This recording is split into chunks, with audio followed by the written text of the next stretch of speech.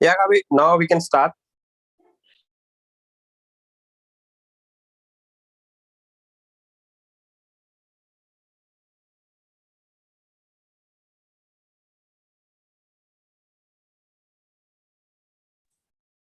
All right.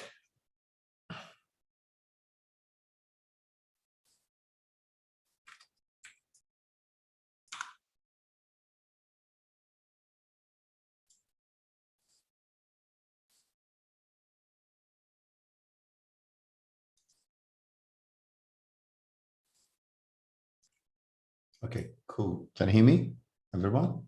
Yeah, we can hear you. Yeah. Yes. Right, that's brilliant. Welcome to the class. So let me once again share my screen. Guess.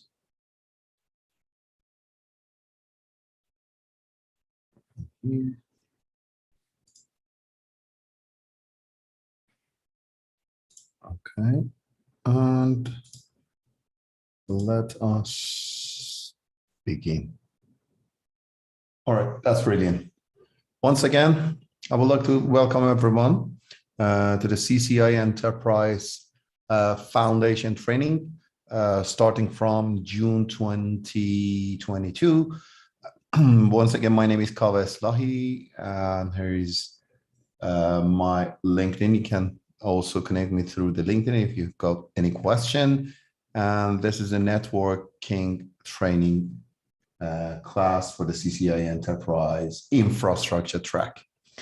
Okay, in the previous session, we already talked a bit about, a couple of topics, rules, and a basic understanding of this specific course.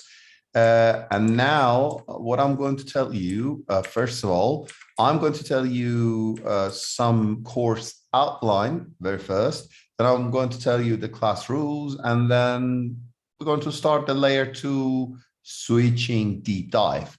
So first of all, I'm going to let you know the course outline, which I'm supposed to tell you last session, but in fact, we didn't have a chance because of timing. So I'm going to let you know, first of all, the course outline and what you should know for the CCIE Enterprise Infrastructure Lab exam. So basically, we're going to start with the layer 2 switching.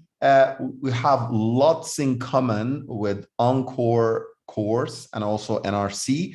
Basically, all of those topics is gathered on a very huge course, which is called CCIE Enterprise Infrastructure. So all of the track like Encore, NRC, even automation, NRTO, SD-WAN, SD access, all of those topics gathered in a single course, which is called CCIE Enterprise. So we're going to start with layer 2 switching. In a couple of seconds, I will show you what kind of topics will be in that specific part. Then we're going to continue with the layer 3 routing with understanding of Ceph, Cisco routers, new era, how they're dealing with the new fabric technologies, the legacy overlay technologies also. I guess it is disconnected, right? What happened? Is it disconnected? No. You'll try now. So do you see my screen? No, not now. You No. have to share again. Actually, by mistake, I removed your host access. So I'm so sorry. You'll continue now. Okay, no worries. All right, so we are going to talk about layer 3 routing, as I told you, also about the legacy overlay technologies, which is consisting of a DMVPN, GRE, IPsec technology, new IPsec generation. Also, we're going to let you know about EIGRP, OSPF, OSPF v3, deep dive. We're going deep dive into this protocol because they are quite important for the exam. Also, there's a bonus topic in this course that we're going to talk about, a little bit more than Encore track, which is ISIS. So ISIS basically is not in the lab exam, but it is in the SD access environment. So if you want to configure the SD access platform equipment, so if you're playing with the DNAC controller, so you're supposed to know what is the ISIS, because the basic underlay routing protocol for the SD access environment is ISIS. So it's better to have some understanding of the ISIS. Basically, the basic understanding would be enough, because most of the tasks and functionality would be done by the DNAC by itself. Then BGP is almighty God, which we are going to talk about it a lot, and I'm going to introduce you to so many different books and topics. That will be fun, very fun part of this class, and you're going to enjoy the BGP, which is one of the greatest routing protocol ever, in my opinion, and there's no other routing protocol bigger than BGP. Then we're going to continue with MPLS. We're going to deeply understanding of this, signaling mechanism, the LDP protocol, and the rest of the protocol. So we're going to go into deep dive into the MPLS by itself, not all of the MPLS applications, such as the MPLS L2 VPN or VPLS or others. The only thing that we're going to cover in this class is MPLS L3 VPN, basically. And if we do need to cover, then we can talk about that later on as well. Then in this track, you're going to learn about the VXLAN fundamentals. What is the VXLAN? How are you going to deal with it? About the device security, you're going to learn about the Cisco ISE Identity Service Engine, some fundamentals about that specific product of Cisco, which is quite a big, huge platform on the security environment for the endpoint security, for the node security, for the device security. This is an actual challenge for everyone if you want to work in an enterprise environment. And also about the system security monitoring and logging technology. Another one, one of the most complicated topic in the CCIE track is a multicast. So deep understanding of multicast routing, layer 2 multicast, layer 3 multicast would be needed during the exam. And then QoS and IP services like the NAT, FHRP, like many others, you're going to learn them also as well. And one of the most important part of the exam, which is you need to understand them. Voice is not clear. Is it clear for everyone or no? Yeah, some decibels coming from your side. It's a little distorted. Seriously. Let me change my way. How about now? It's Is it still the same? Yes. The same? Yes.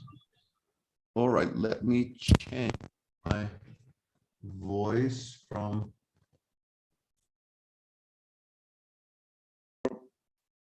How about now? Good now.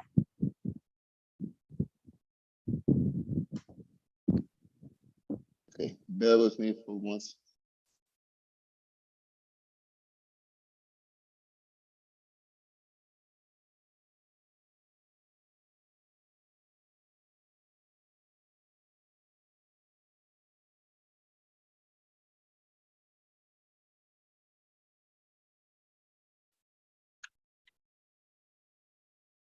Sorry about that.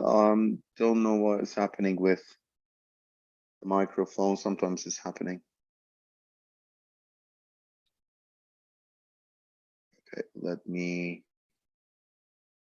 just make it louder. I guess you're supposed to hearing me well, right? Yeah, it's good now. Thanks. Okay.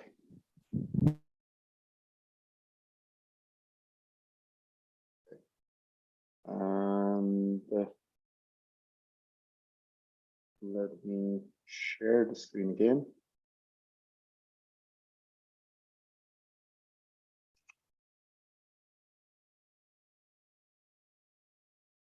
I guess Zoom has a problem because it just keeps closing my application over here.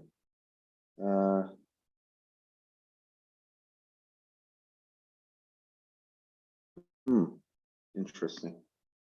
So I cannot share. Okay. Now it is working. Yep.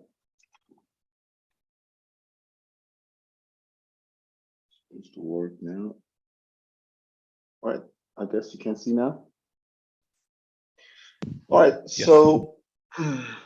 So as I told you, we are going to talk about a lot about SDN, but about the network programming and automation fundamentals. I'm going to tell you not a lot, but a bit about Linux operating system and how it is useful in a network environment, especially in the Cisco enterprise environment, and how it may help you in the future to do the automation. Also, we are going to talk about the JSON, XML, some other formats as well, and also about the Python automation, about the Ansible automation, some very, very small part of them that you may need it during the exam. And one of the very big topics of the exam is SD-WAN and SD access topic. And also, would you like to understand about the Cisco hardware and software platform? I'm going to show you a different hardware platform as well as different software platform during these course. So I'm going to show you physically on a Cisco website, some of them on a Cisco website. And if you want to have a good understanding of these equipments, how you can understand them and how do you use these platforms on your network environment? What kind of platform do you need to use, for example, for the access layer, for the edge layer, for the core layer? Which one is better for you, okay? From the technology perspective, okay? So let's go to the Cisco website also, and let's verify that as well. So let's go through the Cisco website. Let me open it up.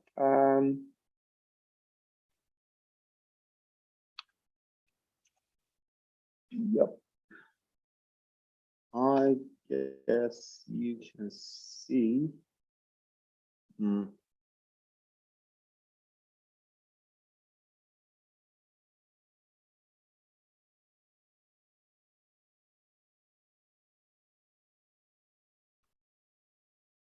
Again, it's not letting me to share my screen. I don't know what's wrong with that.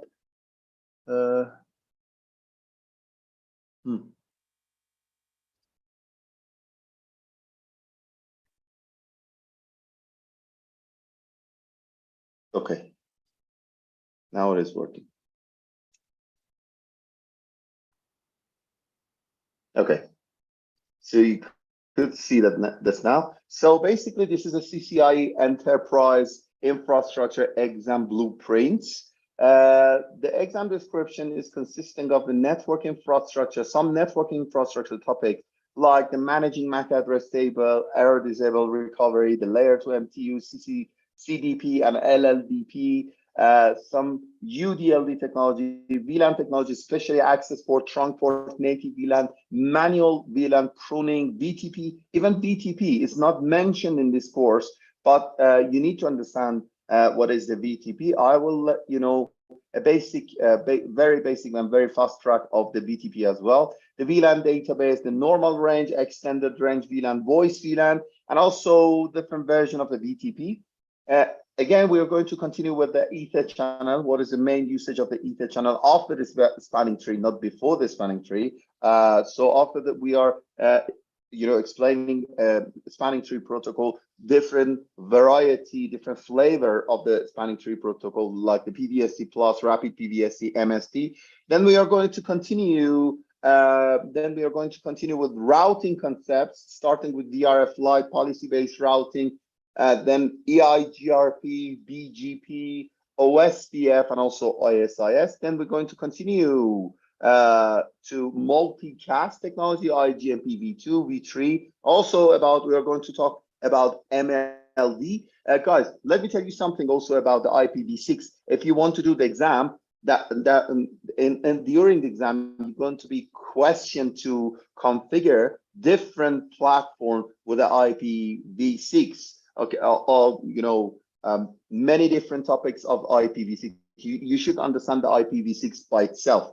I highly recommend you, starting from now on, try to read IPv6 Fundamentals 2nd edition book by Cisco Press. If you have a chance, please buy that book, or if you have it already, you can start to reading this book.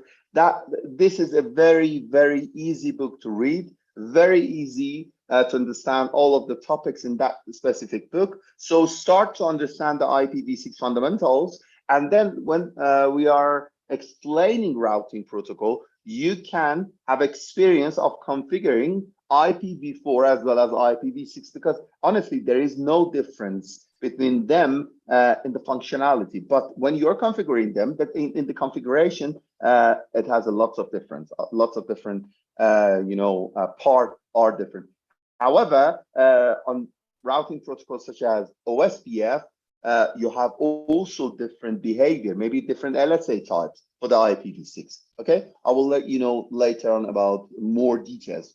So in multicast, we're going to talk also about the PIM protocol, sparse mode, dense mode, PIMv6, Anycast RP, and many other things which are quite important. And this is one of the most complicated part of the exam. I myself spend a lot of time during my exam to troubleshoot the multicast part. So keep in mind, this is a very, very important part of your exam. Also, you're going to have, you need to understand the ISIS as an underlay, which is very small part of this course. The PMP, what is the PMP list, which is a quite new protocol, locator ID separation protocol, VXLAN, Cisco TrustSec. What is the fabric technology? Basically, you need to understand, first of all, what is the fabric technology, the SD access deployment. You're going to experience the DNAC, what DNAC by itself, how can you deploy the DNAC,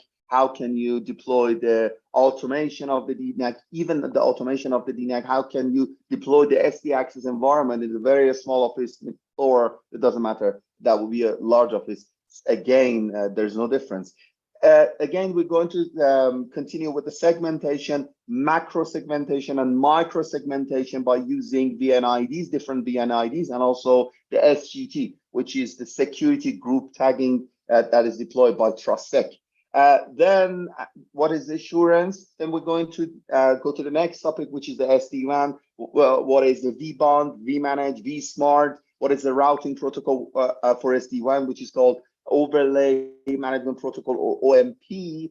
Then routers inside the SD-WAN, which is called the V-Edge or C-Edge. Now it's somehow it's converged now. So what is the edge router? What different platform can you use right now in the as an edge technology? We're also going to talk a little bit about the SISE, so Secure Edge Platform, the new generation of the SD-WAN platform as well.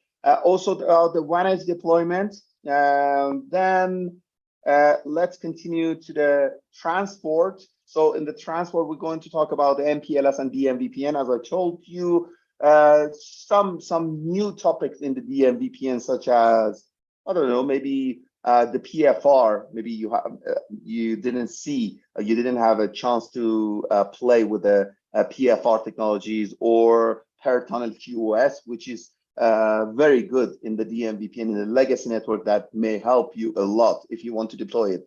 Then we also talk about the infrastructure security and services. And in the last part, we are going to tell you a lot about Linux environment, CLI Python, EEM, Embedded Event Management. So EEM is one of the old legacy tools to do the automation as well. It's nice and interesting topics to me, always.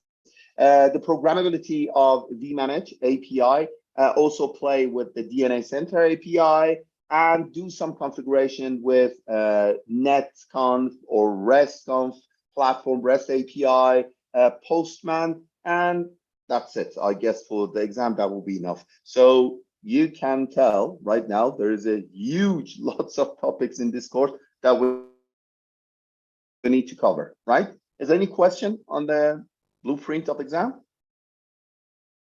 Are you happy or do you feel scared? Hello, Kaveh. Hello. Uh, Good evening, my friend. yeah. I have one question regarding the this blueprint. Are we going to go in the same sequence? So first of all, do me a favor. Could Yeah. you share your video as well? Because I need to see you. Okay, just hold on. I will just. Thank you very much. Cam. I need to attach a cam. You just give me 1 or 2 minutes, okay? No worries. No worries. Oh, by the time I will just ask my question so that are we going to go in the same sequence, like 1, 2, 3, 4, or are we going to jump from topics, say from 1, then to 3rd, or then to directly to some other topic? Basically, it's a very good question. So the answer is no. We are not going to follow this order, basically. Why is that? Because I guess the order of this blueprint is only for people to understand different part of the exam. But the order of learning, okay, your learning style should be, you need to start with the layer 2, then basic layer 3, then some legacy overlay technology, then we're going to finish the routing topics, then we're going to start the API, different APIs, and we're going to finish with network programming. So especially during the exam, the order of configuration, okay, of you, it is the most important part of your exam. If you do not have any strategy, okay, to finish up each task during the exam, you're going to fail the exam. Honestly, there is no chance that you can finish up, the exam. So if you want to pass the exam, you need to have a strategy to finish each single task, and all of the tasks are connected to each other. For example, if you want to configure routing protocol on a very specific branch, what you need to do, you need to first of all configure the switching before the routing. So if you do start with the routing, you cannot finish the routing. You cannot see the result of your routing protocol unless you finish the switching part. Do you understand that? Does it make sense? Yes, that makes sense. So we're going to follow the same strategy for the lab exam during the class, during the finish of the class topics as well, because this is very important that you can understand them one by one. So we're going to start with the layer 2 switching. After the layer 2 switching, we're going to finish the layer 3 routing. Especially, we're going to start with legacy layer 3 routing, such as EIGRP, OSPF, and ISIs, which there are IGP routing protocol, then move to the EGP, so BGP. Then after that, we're going to understand the multicast and move to the APIs, blah, blah, blah, right? Okay, is there any other question? Good evening, sir. Good evening, how are you? I'm good, sir. So basically, how much time it will take to complete? Please share your video, I need to see you. And you can just leave it on. Just a second. Okay, no problem. Yeah. This is a live training, so one of the live training points is that we can see each other. Okay. Hi. Hello. So basically, my question is, how much time it will take to complete the whole course? Which one, for foundation or for the lab exam? For the lab, the whole. Okay, but really depends on you and the performance of you. Okay. So if you want to study for the lab exam, you need to have a strategy. Let me tell you one suggestion. If you want to do the exam, you need to start to understand the topic. First of all, try to understand the topic. By this, it means you need to read books. Okay, this is one of the requirements. Then you need to start to do the lab for each topic and to have a basic understanding of each topic by itself. Then after you finish them, you need to start to do all of them in a couple of different labs, which is consisting of so many routers and so many switches, SD-WAN topics. In that part, you don't need to read anything, any references. In that specific part, you already know all of the topics, so you're going to practice only lab. And that part, there is no explanation. You only do the labs for many times, even 100 times. To have a good strategy, you need to have a strategy. You need to do the configuration and troubleshooting. You need to be very smart, very precise. You need to find out about the problem. For example, when you see some troubleshooting issue on the lab, you should follow the rules. You need to create a rule for yourself. And most of the time, I can lead you through that course as well if you want, if you are crazy enough to do the lab exam. So I'm going to lead you to do the lab strategy. But this is the course for foundation. So we're going to cover all of the topics. Then after we finish the topic, we can move on to the lab course. And in the lab course, you need to do labs 12 hours a day, honestly, at least for 3 months. Then you're ready for the exam. You can be sure that you can pass your exam in the first attempt, like me. Okay, any other question, guys? Okay.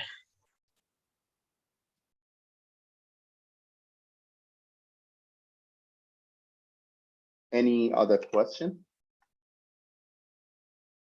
All right. So I assume there's no question. Okay, let's move on to the understanding of the legacy layer 2 technologies. It is trunking. It is a war between two topics, okay? Legacy layer 2 versus the fabric-based infrastructure. So this is a new war between these two topics. They are two sides of war. So I guess fabric-based architecture is going to win in next couple of years. So sometimes we said old is gold, but not in this topic. Old is absolutely shite and with an ugly face. So let's say, let's begin with a layer 2 journey. And this is a CCIE version. So it's going to be very deep dive understanding of this topic. And this is, guys, this is CCIE. This is not a joke, okay? So try to understand, you need to understand the corner case. All of the corner case are more important than the basic understanding of these protocols. So let's go for the corner case. I'm going to explain you all of them. So what is the Ethernet? Let's start with the Ethernet. You know, all of you, I guess, you're supposed to know what is the Ethernet. What is a frame? A frame is the small chunk of data in layer 2. So when you're creating a box on the layer 2, we call them frame. And these frame consisting of a source address, source MAC address, destination MAC address, and followed by type and the user data. And this is called frame. I guess you already know that. And what is the Ethernet address? The Ethernet address is basically a MAC address that are 6 bytes in length and in hexadecimal format. So every number is in the hexadecimal format, starting from 0 to F, and each number is 4 bits, totally 48 bits. There are main different type of Ethernet traffic types. So we have 3 different types: unicast, broadcast, and multicast. I guess you already know the unicast packet starting from one node and going to the one destination at a time. There is no other nodes in between. It could be some other devices like the intermediate devices such as switches or even routers in between the unicast traffic. But basically unicast traffic starting from one and then by one. How about the broadcast? The broadcast, when you're sending the broadcast traffic, is going to received by everyone. So you're calling for everyone, not a single person. You're going to send your traffic to every and each node in your network, okay, in layer 2. So this is called broadcast traffic. And then what is the multicast? Multicast, you pick group of node instead of all nodes. Okay, let me tell you something. The big difference between these course and Encore course, we have lots in common, but I'm going to explain explain you in a very expert format, okay? So I'm not going to tell you the basic, okay? I'm going to tell you a deep knowledge of these topics. So the multicast traffic, you pick some very specific nodes to send the traffic. And most of the time, this node is grouped by the functionality. For example, one of the main usage of the multicast packet is for routing protocol, for IGP routing protocol, especially. For example, in EIGRP, you have a multicast IP address. Is there anyone knows what is the multicast IP address for EIGRP? It's 224.0.0.10. Okay, who's speaking? Atul. Atul? Yes. Okay, correct. Atul, can you check your microphone because your voice is very, very low. Could you please speak louder? Can you speak again? Once again? Try this. Try it. Yes. Now. Okay, now it's much better. Thank you. Okay, you told me 224.0.10. Okay, that's brilliant. So we have the multicast address for all EIGRP router in in the same segment. It's better to say in the same segment within one hop, only one hops away. So they are creating a multicast group and they're going to join to that multicast group. So imagine you have a very big layer 2 network, one broadcast domain, which is quite big. And there are a couple of routers that is joined to this broadcast network, and they're all sitting in one network, for example, one VLAN, right? Then after they join to this specific VLAN, they're just creating a group for EIGRP.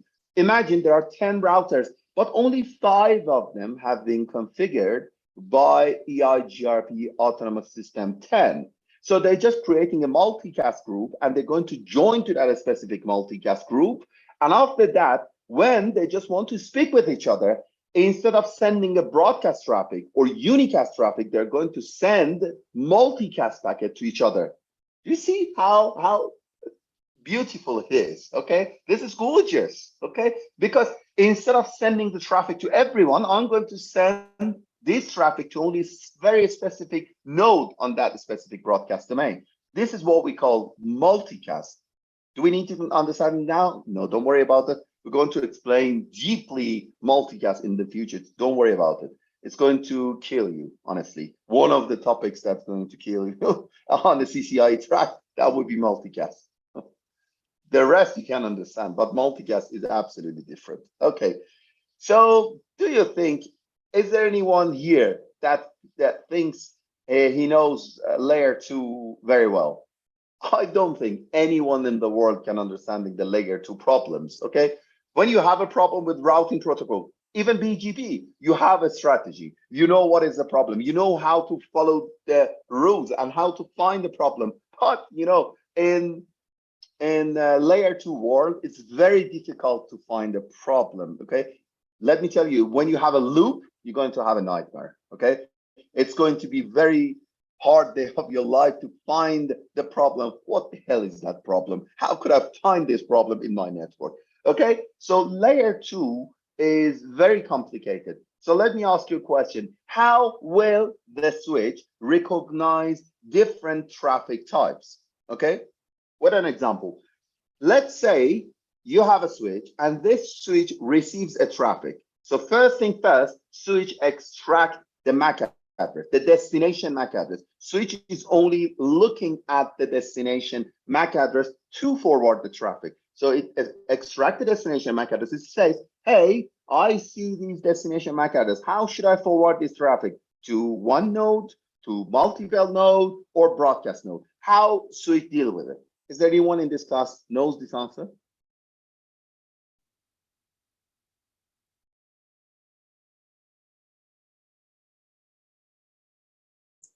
Okay. Hello. Yeah. Go on. Move on. I'll just try. If I got your question correct, I will just repeat it. So once a switch receives a MAC address, right? So how will it forward to the other host, right? Correct? Or other switch. How switch recognize them? For example, you have three type of traffic, Atu. You have unicast traffic, you have multicast traffic, and broadcast. For example, how switch realize that is it the unicast packet, or is it the multicast one, or is it the broadcast one? How switch realize that? I think it will be a broadcast. Sorry? Broadcast. You know, how How it is the understands? question? Via VLAN. No, it's not via the VLAN. Okay, the Why? answer is not that simple. So we have two different bits on the MAC address. So in the most significant byte of the MAC address, so which is the very first byte of the MAC address, in the least significant bit, we have two bits, one of them called UL and the other one called IG. What is the UL? The UL bit is called universal or local. By the binary 0, it means this address is assigned by the vendor and it's globally assigned to the specific hardware, piece of hardware. And the binary 1 means this address has been administratively assigned by an administrator or a user, okay? So it has been overridden. The vendor assigned have been overridden by some other users. But what is the individual or group? By 0, it means this address is unicast. So hooray, we understand that. So if the 8-bit is 0, it means that is unicast packet. And what if it is 1? The 1 is what it means. This is for group of nodes instead of one single node. So how can switch specify multicast packet or broadcast packet? We have one very specific MAC address for broadcast node. When you want to send the traffic to all nodes in one broadcast domain, you're going to use F, 12 F followed by each other. Okay, so continuously F, you're going to follow that one to forward the traffic to that specific address. So we have a very specific address for the broadcast. The rest of the address could be multicast. And let me tell you one thing about the multicast. In multicast, we have two specific address for IPv4, okay, and IPv6. For IPv4, starting with 0100 5E XXXX. The rest of them could be variable and it could be extracted from the IPv4 multicast address. So when you have a multicast IPv4 address, you can specify the multicast MAC address even, right? And in the IPv6, we have a very specific multicast MAC address range starting from 33.33.33 XXXX. So the last 24 bit of that MAC address is also variable and it will be extracted from the IPv6 MAC address, right? So now you can understand how can you identify different traffic type in the layer 2 switching world. Okay, so let's go back to the slides.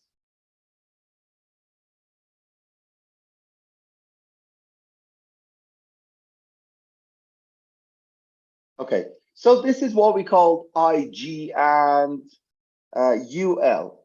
Do me a favor, this is a practice for you, and you have 1 minute to finish this task. Tell me which one of these addresses are unicast, multicast, or broadcast. The last one is broadcast. That is my help. Don't thank me, okay? Don't worry about it. Okay, so try to understand which one is unicast and multicast. Do it now. Second one is 60 seconds. multicast. Second one is multicast, first one is unicast. Ah, okay, okay, you don't need the 1 minute. Okay, so the 8-bit, how did you identify the 8-bit? From the second one, right? Yeah, 33. Okay. Okay, so in the first example, the 4 is 0, 1, 0, 0. So the last bit, which is the 8-bit, is 0. So the first one is unicast. How about the second one? The second one is 3. So it's 0, 0, 1, 1. The 8-bit is 1. It means this is the multicast address. Easy peasy, right? Okay. Hello. Before moving on, Hello. yes, can we go back to the previous slide? Okay, I will tell you on this. How you explained it, I didn't get the way. I found out that the second one is multicast because you said that 3333 start with the multicast address, right? For IPv6. I didn't handle it. But the thing you explained that this is 0000, and the first one was the same thing. No. It's an example. It is Okay. an example. It's just an example. It could be Okay. wrong. Okay, don't worry about it.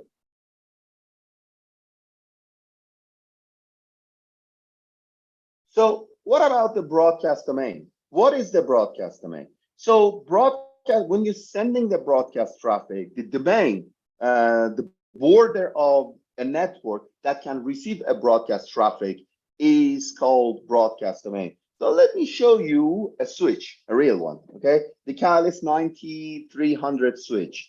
I hope you already see. This is a Catalyst 9000 series, okay? And this is a PoE switch. It has 48 ports. It has like one uplink module at the end. And this is a Catalyst 9K switch, okay? I'm going to play with it every day, okay, for the SD access environment, right? This is one of the very good switch of Cisco, and you can enjoy when you're working with it. Okay, this is look like a new generation of the switch. How it is? How many broadcast domain this switch has by default? One. Just one. Okay? One. Why is that? Because it has one VLAN in it by default. And what are these switchboard? Are they switchboard or routed port? And what is the difference between switchboard and routed port? These are all switchboard. Means these port, all of them, they are switchboard, means they are layer 2 port. Okay? Can you convert these switchboard to the routed port? Yes. Yes. Yes. Yes, we can. Converting the But no switchboard by- command. No, only no switchboard command. Yes. Okay. So you think you can? Yes. If that's Okay, you are absolutely wrong. Okay, IP you routing. cannot convert. Oh, wow. You cannot convert this port into the layer 3 routed port. Okay, guys, that's what I told you. That's what I told you. This is the CCIE course. Okay, this is not a game. This is not a joke. In the previous course, like instructor or yourself, you telling yourself, even books, even references, they told you you can convert your switchboard to the routed port. Is that absolutely wrong? Why are you telling me wrong data? Okay, so basically you cannot convert this port. These are switch port. You cannot convert this port from switching port to the routed port. So what happened to this port? I'm going to let you know in a couple of minutes. Okay. So what is the broadcast versus flooding? What is the difference between broadcast and flooding? Guys, these are two different approaches. So when you're sending a unicast traffic, you are sending a unicast traffic to one specific destination. And how about the broadcast? When you're starting the broadcast, you already know you're sending a lot of traffic to everywhere, okay? But by this, it means you are using these broadcast packets to sending so many packets and overwhelm the network, okay?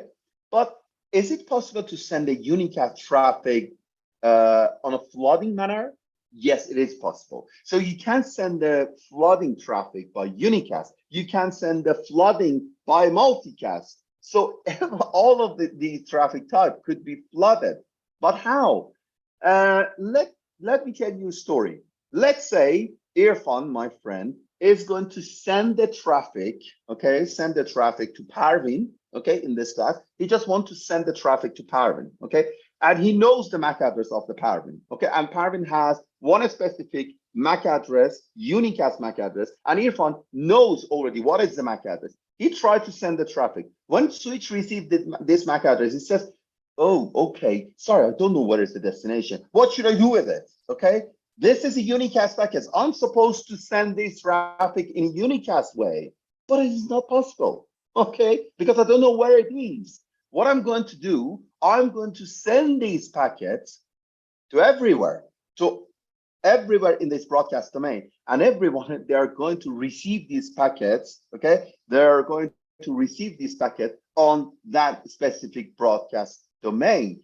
That is called unknown unicast. So we have two types of unicast. One of them could be unicast known by the switch. It means unicast and unicast, absolute unicast. So one by one. But the other one, which is the unknown unicast, could be flooded throughout the network. All right.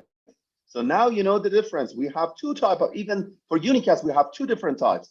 And about the multicast, even about the multicast, we are looking to send the traffic to group of nodes in the best situation. But sometimes you may forward the traffic to everywhere. You need to forward the traffic to everywhere to understand the location of them, to understand the location of these people. So for the multicast, we have the same strategy. So multicast traffic could be flooded, unicast traffic could be flooded, and broadcast has a characteristic by itself.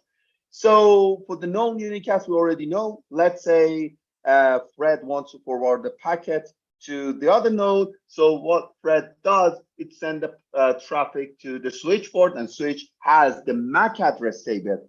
So it just look at the MAC address table forward the traffic. So it does not matter if it's connected to my access port, or is it, or if it is on my uplink port. It is going to forward the traffic to any direction. Okay. And MAC address table on the switch called CAM table, or content addressable memory. So switch always listen, always learn. This is a device for learning, for forwarding the traffic in a very, very high speed way. This is the highway. It is not a street. It is not an avenue. It is a highway. So everyone looking to forward the traffic in a switching way. Okay, even in routing environment, in a service provider, all of the router, they're just looking to forward the traffic in a switching way. When we're telling we are going to switch this packet, means we are going to forward this packet in the fast lane of the highway. Do you understand that? Does it make sense? Is there any questions so far?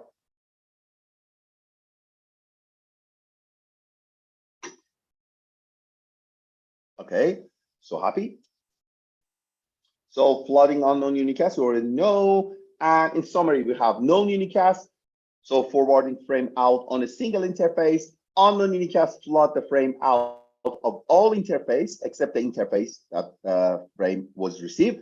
So the broadcast, we already know, and the multicast flood the frame identically to unknown unicast unless the multicast optimization are configured. Okay, so what is a VLAN? You think you know, right? I guess you think you know what is a VLAN. So what is a VLAN, guys? VLAN, we know we use these VLAN for logical segmentation to create multi-broadcast domain in an enterprise environment. And why is that so? Because we just want to reduce the number of broadcast packets. We just want to increase the performance. We just want to control the security, right? Is it this VLAN, is it good for security purposes? Do you think, is it good for the security purposes nowadays? Yes. Yes, it is. No. Again, no, it is not for security purposes anymore. It is not good for security purposes anymore. You cannot tell, I have configured my VLAN 20, so I'm 100% sure all of my nodes are secured in this environment. Not at all, okay? You cannot control the traffic inside the VLAN. You need to control the traffic on everywhere. You need to control the traffic on all VLANs, okay?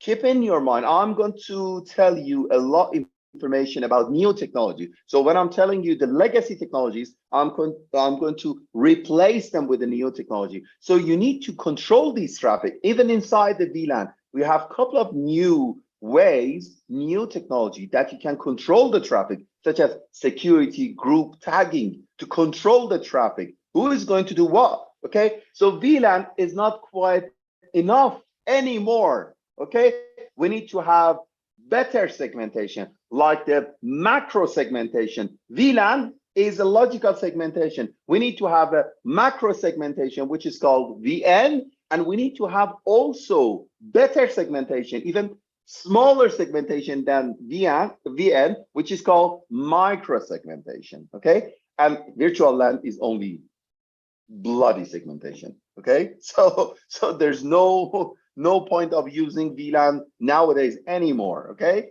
so network devices, okay, network devices in one VLAN, they can send the traffic to each other easily. Okay, because they're in the same broadcast domain. One question, let me ask you a tricky question. Is it possible to send a traffic? Just imagine you have two nodes in the same VLAN, such as VLAN 10.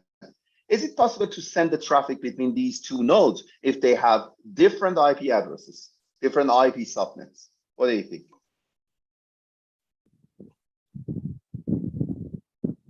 Just straight out of the box, no, because they're different subnets. No, with the different subnet, no. Okay, look at the logic. Okay, let me clarify everything. Let me go deeply into the switch. Okay, go deeply into the packet. Okay, let's say you are sending a packet.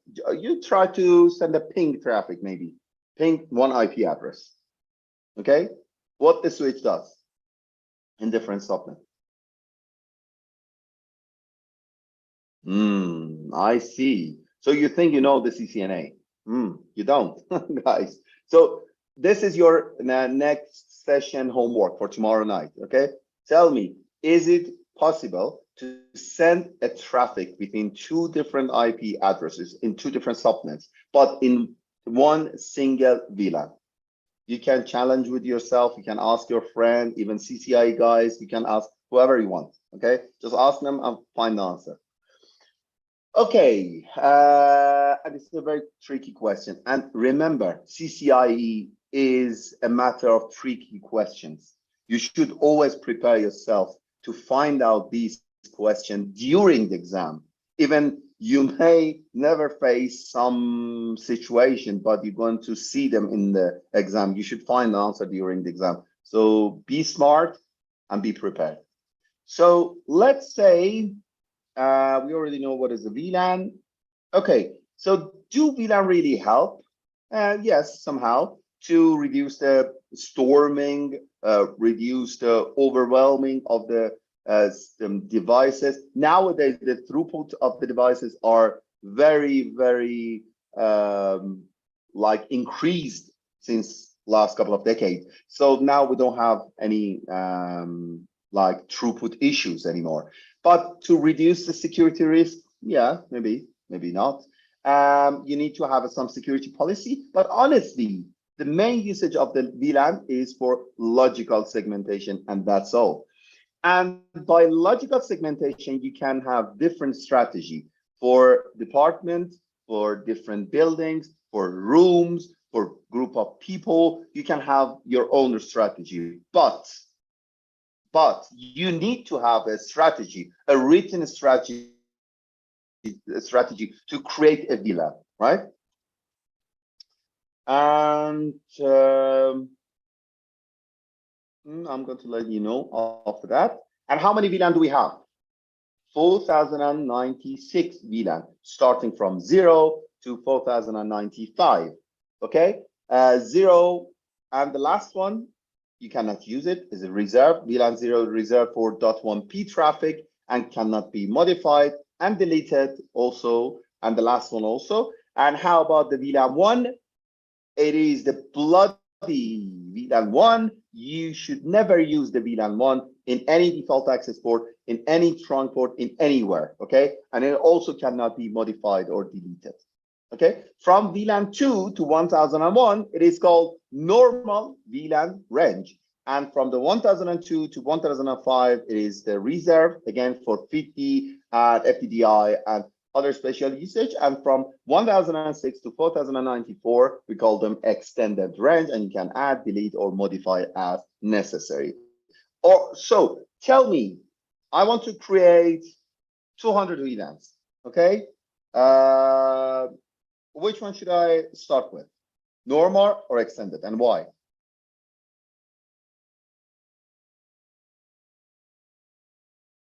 Nobody answer? We can create it from normal. So we can start from the normal, right? But why?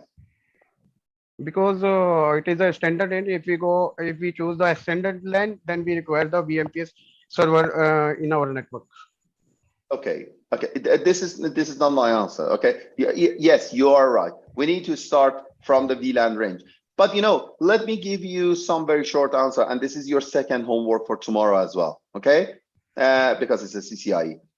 So yes, that is correct. It's better to start with the normal range.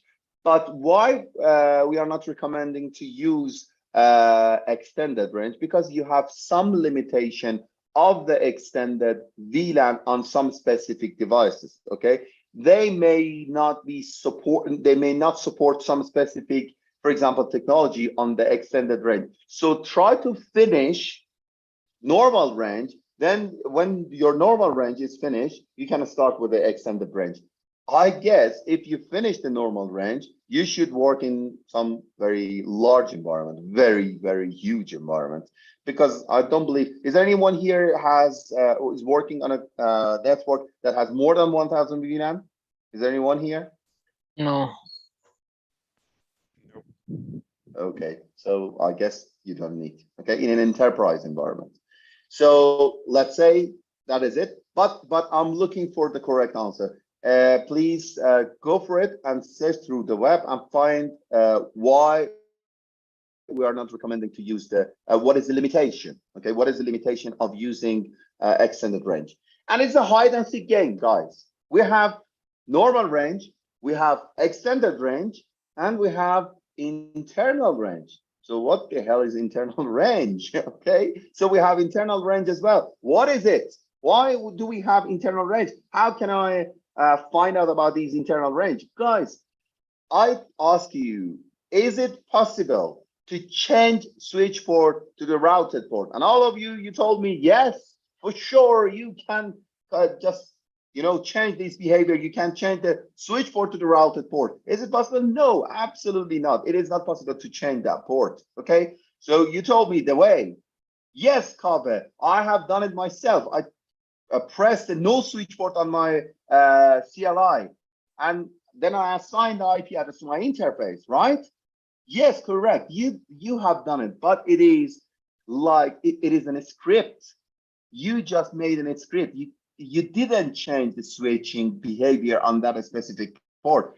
So what the switch does is very clever, actually. It's very clever. The switch creates one VLAN, okay, and put that specific port onto that VLAN, and then create a layer 3 switch, layer 3 interface VLAN for that specific VLAN, which is interface VLAN, for example, 1006, okay? And then it's going to assign that IP address to that specific VLAN.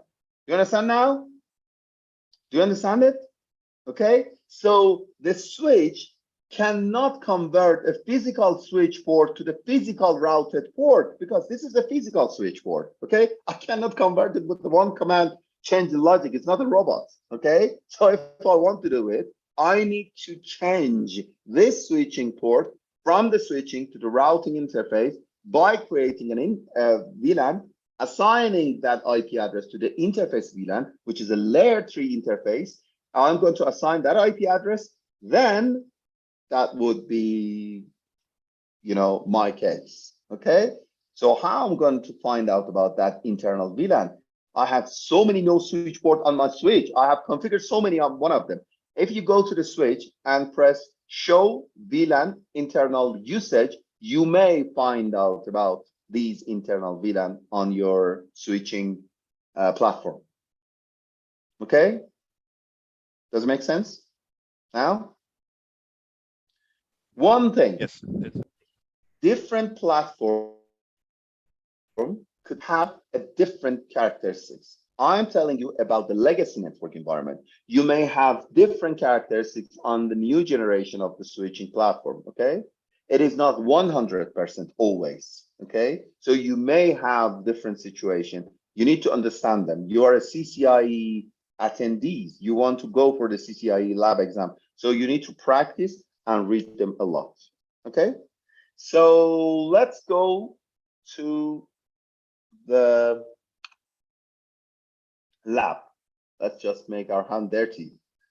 Okay. Oh, right. I almost forgot to tell you rules of the class. And let me go back to my class rules. I didn't tell you. Okay, so it should be fun. Always. I'm making jokes. I try to connect with you. I'm going to speak with you a lot. I do care about the course quality. So try to speak on my course. Try to have a communication with me. If you have more communication, we can have a very, very good class, a more professional class in this, in this course, during this course. So you're not authorized to leave the class at any time. If you want to leave the class, you need to ask me for permission. So you need to stay with me, especially this is 1 hour and a half. If you want to leave the class, you need to also ask for permission. Okay, so please be polite during the class because I do looking for you. I'm going to ask you a question. I always call for everyone in this class, every session. I try to communicate with you. Prepare your lab before the session. I told you already, try to install the Eve machine on your computer. It is better to share your video during the session. If you cannot, if you want to ask a question, please turn on your mic and also your camera before to ask a question. If you feel tired, if you think the class is too much, we can have like a 5-minute break during the session. If you think, we can ask everyone, if you feel tired, we can have a 5-minute break after 1 hour, and you can have a Red Bull, I guess, or a cold brew, a very strong coffee, or whatever you want. And it's going to be a very intense session. So do you feel tired at all on this session? Hello? No, it's okay. That's okay. It's fine. It's fine. Very good. I'm very happy that you are okay. So let me stop my sharing and let me start the lab.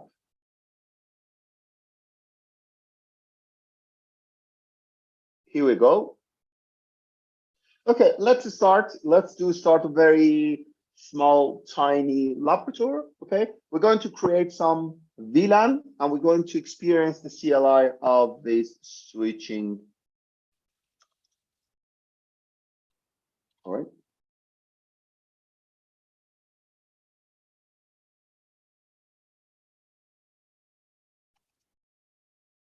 All right, this is the iOS V, guys. This is the virtual iOS of Cisco viral project. Okay, I do install this image on my Eve machine. All right, so let's go to the config and change the host name to switch 1 and then create a VLAN. How many ways do we have to create a VLAN? 2. We have 2 different ways to create a VLAN. But tell me, one of them is going to global configuration, and the other way is by using the Vlan database. Is there anyone here knows what is a Vlan database? Yeah, VLAN.dat file which save the VLAN configuration. VLAN.dat file. Who is speaking? Who is speaking? I cannot see you. Can you share your video as well? Hello? Somebody is speaking. Okay, I guess not.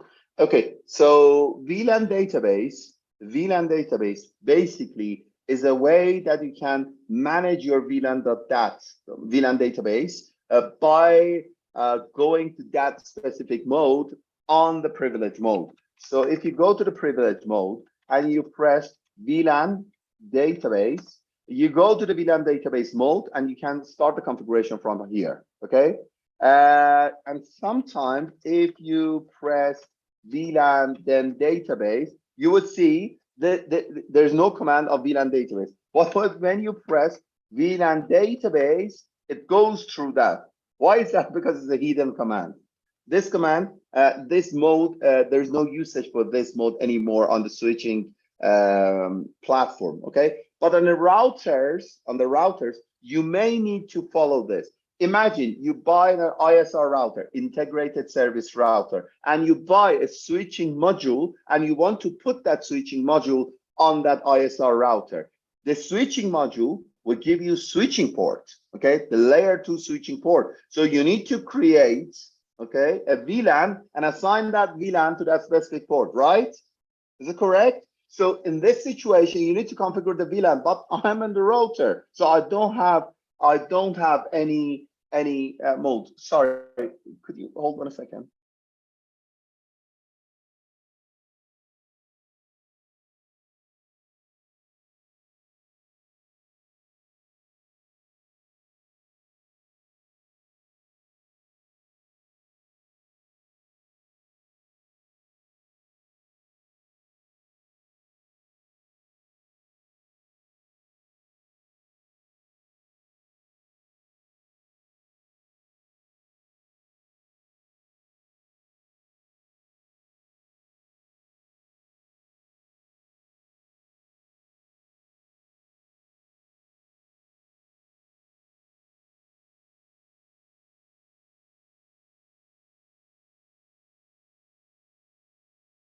I'm so sorry about that.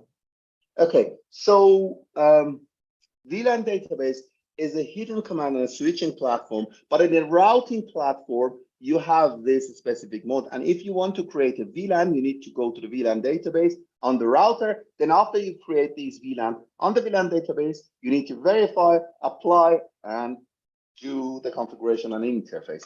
Okay, so let's go through that. If you want to create a VLAN, for example, VLAN 10, then you can specify a name, for example, ACC, accounting, and this VLAN is added. Okay, so different logic for very old platform, but it still has a usage on routing devices. Okay, then you can use by show current. So it just shows you the current VLAN on this switch. And after, when you want to apply, you see, I created the VLAN 10, but if you see, there is no VLAN 10 right now. So if you want to apply, you need to press the apply command or simply exit. Okay. I don't know why it's not working. I don't care because I guess the VLAN 10 is already there. So I have some previous configuration. I don't care about that. Okay, so let's create a VLAN 11. So when you creating a VLAN, this VLAN would be created after you exit. Okay, if you want to verify the VLAN, you need to use do show VLAN brief. I guess you all of you already know this. Sumit. So what's wrong? No, if it can be expanded, it will be good. Not visible properly, I think, for me. What do you want? You want to have a bigger font? Yeah, maximize. Let me try. I'm not quite sure if it's possible to. How about now? Yes, Yeah, it is okay. Okay. So when you're creating VLAN 11, so the VLAN will be created easily after you exit.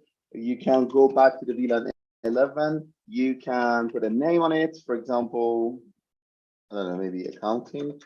And then let's say, oh, the name, you cannot use identical name for two different VLAN. The VLAN name should be uniquely assigned on one single chassis. It doesn't matter if you use that name on different switches, but on one single switch, you need to use an identical name. So let's say it is, let's say management, okay? And then press exit, okay? And if you want to verify, you can say do show VLAN maybe summary. You can see how many VLAN do you have. Do show VLAN maybe 11, or let's say, I guess on this platform does not have show VLAN, then followed by question mark. So VLAN ID 11. Okay. So you would see so many different information about this VLAN. What is the VLAN number? What is the VLAN name? What is the status? Okay. What is the status, guys? Active? Any other status that you know? Is there anyone here knows what is the other status for a very specific VLAN? How many status do we have?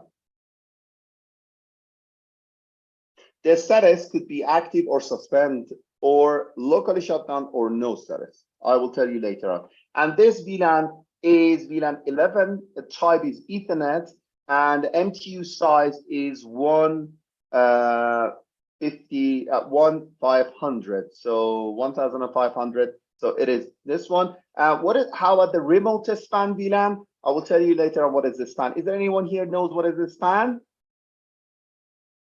What is I think it is used for capturing data capturing the traffic, for mirroring the traffic, mirrors for the the port analyzing. Yep.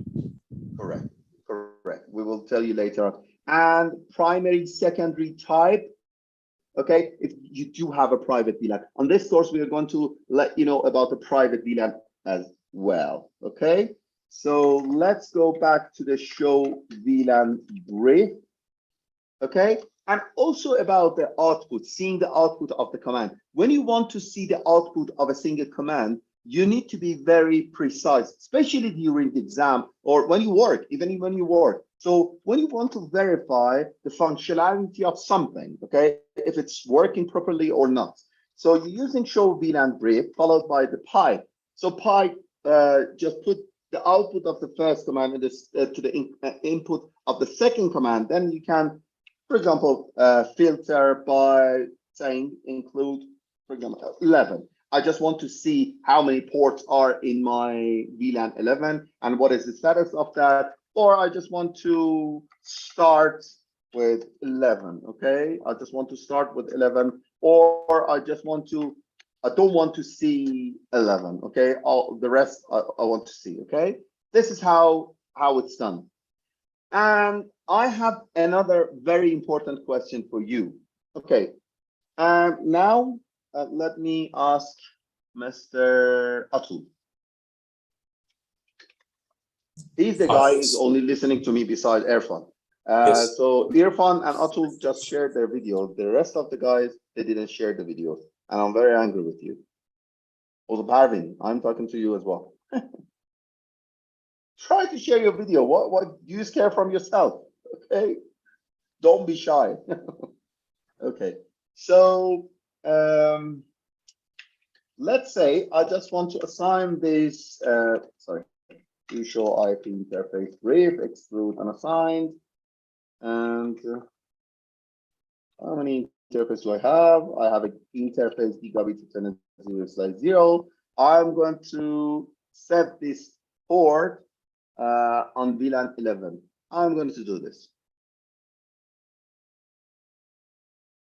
How I'm going to achieve this task, to assign this port to the VLAN 11. Which? Doesn't matter, any interface. Okay, any port, okay. Just going to the port first of all, starting by switchboard. Yeah, switchboard. Okay. Access VLAN. And then go to the switchboard mode access. Yes, okay. access. And then switchboard access VLAN 11. Right? Okay. Right? So yes. How do I verify my configuration? Then you can show the interface 𝐊𝐢𝐳𝐬, which is 0/0. Maybe do show run. Does it work? Yes. Yes. Show run. You can also do the show VLAN Or brief, show, and it'll tell you. Do show VLAN, do show run. The show run interface. No, what is, first of all, what is the show run? It will show all configuration. Oh, that's great. All of the configuration. Yes. Right? No. Right. Yeah, that's true. Show run will show the whole thing. It will if we Okay. put this command again and again, it is process oriented, so it is better to use specific commands. If you Okay, see. so who was it? Let me see. Almut, I guess. Was it Azmat? Yes, Azmat. sir. Yes, Okay, sir. so Azmat told me I can see all of the configuration, right? Okay, let's see that. So when I'm entering the show run, so I'm supposed to see all of the configuration on my interface, right? Okay, so I see I have put switchboard access VLAN 11, switchboard mode access, and negotiation auto, right? So these are all the configuration, correct? Okay, this is again absolutely wrong. This is not all of the configuration on this platform. This is only the configuration that have been made by you, not all of the line of configuration. Okay, Yes. so we have Yes, so yes. many other configuration. How we can verify this all of configuration? Show But show run. run. No, show All. run. All. Yes, All. that is Show on correct. all. Yeah. Show run all. It just shows you all of the configuration of this platform. Okay. And if you press begin by 0/0, then you would see the rest of the configuration on this specific port. So let's see how many other lines of configuration you do have on this specific port. This is your port. Interface gigabit Ethernet 0/0, and here's all of the line of configuration. Do you see this? Yes. So if you want to see the magic, all of the configuration, every line of configuration on your single interface, you need to specify, you need to enter the show run all command. Okay? Actually, we never Does it make use sense that now? command. Sorry? We never use that command all. Yep. This is the keyboard. This is the keyboard all command on that you can use for your own good. Sometimes you don't see the problem. Okay, this is a very good command, especially for your exam, because sometimes you cannot see the actual configuration of an interface because something is behind this interface. Okay, you see, for example, there is a MACsec configuration right in here. No MACsec relay protection, or the TIGS ring limit, or for example, load interval, or IP-ARP inspection, or some other configuration. You need to verify this, or switch port priority default, which is 128. These are default configuration on this platform. And there are hundreds and hundreds of line of configuration already appended to this device by Cisco. Okay? That is by default, right? This is by default, correct. These configurations are all by default when you didn't configure anything. Show run all, what will show you all of your configuration and the default configuration as well. But when you press show run, you only see the configuration that have been made by you only. Okay. So if you want to see them both, you need to use show run followed by all. Okay. And what I want to tell you, how to create a VLAN. How many characters can be a VLAN name? Your VLAN names could be 32 characters in length. It will be associated to a VLAN, okay, through the VLAN sub-mode configuration. And VLAN is not created, as I told you, until the command line moved back to the global configuration, right? And I also told you about the VLAN database on the router. And also, as a network engineer, guys, you need to understand the technology very well. Remember, most of the time, everything works perfect. But when you are deploying a technology from the scratch, okay, you see some problem.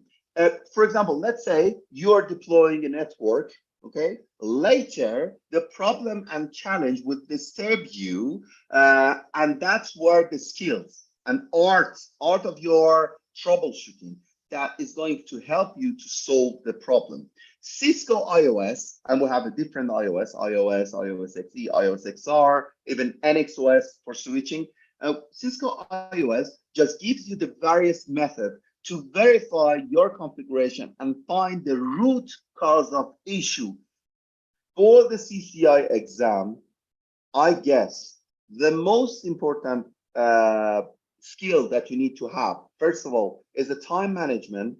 And the second is the root cause of issue. Finding the root cause of the issue is the most important thing, because most of the you need to configure during the exam, you need to do the configuration. I'm not quite sure, maybe 1,000 line of configuration in 8 hours. Okay, so let's say if something rises, if some issues happen during your exam, what should you do? You need to have a skill of finding the root cause of problem. When you're troubleshooting a network environment, you have two different approach. A systematic approach work as the best, and an unsystematic approach to do the troubleshooting can result in wasting your valuable time and resources, okay? Especially during the exam. If you have an unsystematic approach, you're going to fail the exam, okay? So you need to properly analyzing the symptoms, okay? You need to see the symptoms. You need to be very smart to see the symptoms and find the issue,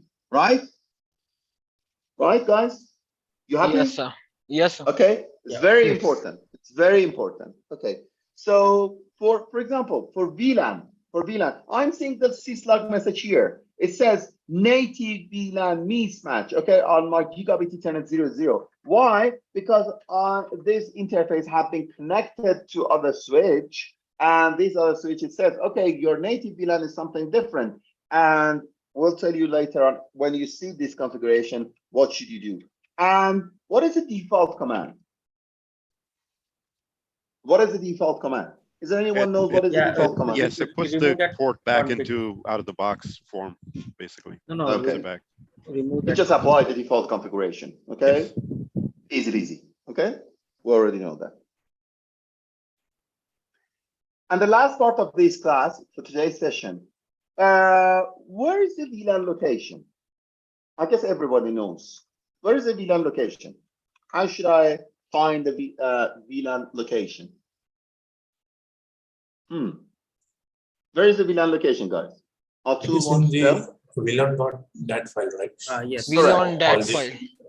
Okay, so VLAN.dat is the location of the VLAN database. So when we are looking for the VLAN database, we need to go to the VLAN.dat. If you enter the directory command in the privilege mode in your flash memory, you will see the file, including the iOS image, some binary file, some configuration file, and there is also the VLAN.dat file, which is a VLAN database file. And all of your VLAN configuration, as well as the BTP configuration, will be saved in here in flash memory. Okay, and your VLAN can also save in running configuration. Also can save in the running configuration config file. Okay, we will tell you also later on what it is.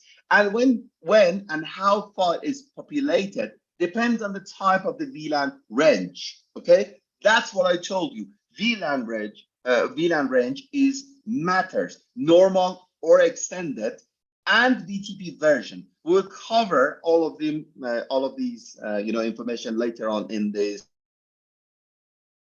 course. But sometimes you want to erase that and reset everything in your switch. That is a good idea to delete the VLAN.dat file as well. Okay. Okay. Yes, okay. Okay. So, yes, yep. Just one question. If we someone asks us to say erase or remove the iOS and we want to reconfigure the switch again, so we have to upload a new iOS and we have to remove that VLAN.dat file also, right? Correct. But honestly, please follow the the data sheet of the platform. I'm not quite sure. I cannot tell you 100% time it works. Okay, you need to follow the platform strategy. This is Cisco. And remember, this is not a technology. This is a configuration. And configuration for a platform is just easy peasy part of your routine. So your task. The only thing that you need to care about a lot is technology. Okay, let me tell you, what is a bloody BTP? Let's say bloody BTP. The worst strategy to do the automation for VLAN configuration is bloody BTP. So I'm going to let you know about the BTP tomorrow. But let's say this bloody BTP, okay, is one thing that has effect on the vlan.dat file. Okay, so for example, if you do use VTP, for example, let's say version 2 in server mode, your VLAN database and configuration would be saved in the flash memory. Okay, but extended range, how about the extended range? The extended range would not be saved, cannot be configured, cannot be saved. Okay, this is a very interesting thing that you need to understand. Later on, I will tell you how to solve this problem. Okay, and for tomorrow, you need to focus on CCIE routing and switching book. Let me again share my screen. In my opinion, this is one of the greatest book ever.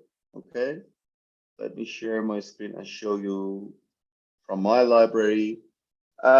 This is a very good book, CCIE Routing and Switching, version 5, volume 1, 5th edition. Have been written by Narvik Kucharians and Peter Pollock.